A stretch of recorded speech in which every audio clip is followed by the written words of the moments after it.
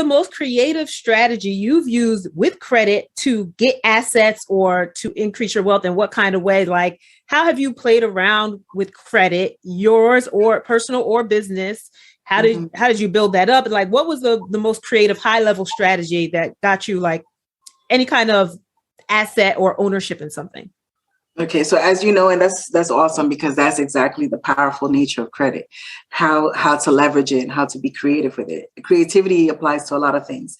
But when I was working on my credit in school and I started to realize that, of course, I don't come from like a wealthy background or family. So I started to see that I had to have larger lines of credit in my credit report to be reporting. But where am I going to get that from when I'm a college student and I don't have anything to fall back on or any assets to show like, hey, so I had to get creative and I started learning about authorized user accounts, piggybacking, usually like what the wealthy or people that have established credit do for their children or their family, or a spouse does for their husband or wife. If you have excellent credit, you just authorize user a third party, and that history of that trade line will report onto the personal credit of that third party. So if you have American Express or a Visa card that you've had for more than 3 or 4 years, it's been in good standing. You have a line of credit of more than $5,000 or $10,000. You've been paying that. It's in low utilization. It's an excellent trade line. That can be transferred into someone else's credit report by adding them as authorized users. So I started to use that strategy on my own credit report, which led me to be able to get my first American Express. I remember it was the Gold card. I was like super excited, like, oh my God, I got an American Express, right? Okay, so, wait. I need you to, I'm sorry, I don't want to cut your train of thought, but I need you to explain that, like dig into you're utilizing that strategy. And so I get it. You have the line of credit that's good. Like it has the 5 or 10K. It's been 3 or plus more years. So now you're adding an authorized user to your card so that their credit now looks better.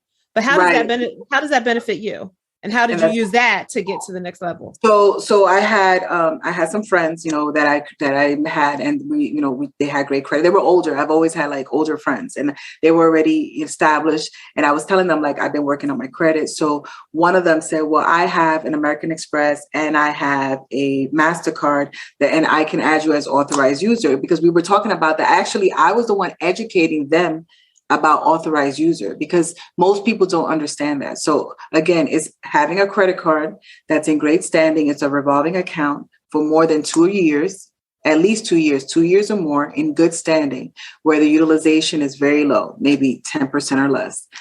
It's been paid every month on time.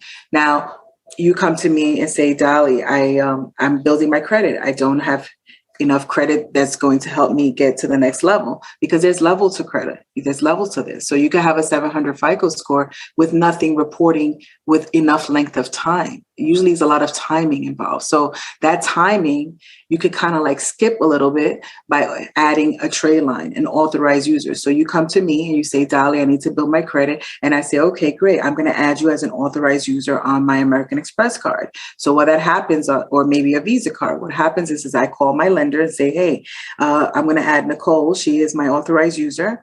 Now, what happens? Usually people are like, but wait a minute, does that give Nicole access to your account? Well, no, not necessarily, because you can be in control of that. You can add PINs, passwords, but at the end of the day, the person that needs help is not going to do something like that. So you're going to add the authorized user account. You're going to call your bank and I'm going to add Nicole. In the next billing cycle, that trade line that I've had handled all these years is going to be reporting on your credit report, on Nicole's credit report, which is going to help boost the FICO score. It's going to help the debt to income ratio.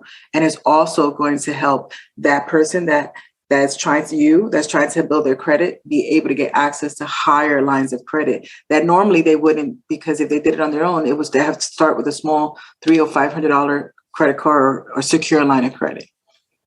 Okay. So that makes sense. So basically, when you were young doing it, when you started off, you were educating. This is why education and information is so important, because you knew the information. So you were able to tell other people how it could work and not, hurt themselves or hurt their report, but still help you. And because you guys were friends and they were able and willing to do that. So that's cool. I love that. Yes, they helped me. She helped me a great deal. And then there was another person that I had. So I kept adding these aligns accounts from friends. Did you love this episode of Share the Wealth Show? If you know of someone who would benefit from this information, don't keep it to yourself. Share the wealth and make sure to leave us a rating and review. We'll see you for next week's episode. Subscribe so you'll be notified.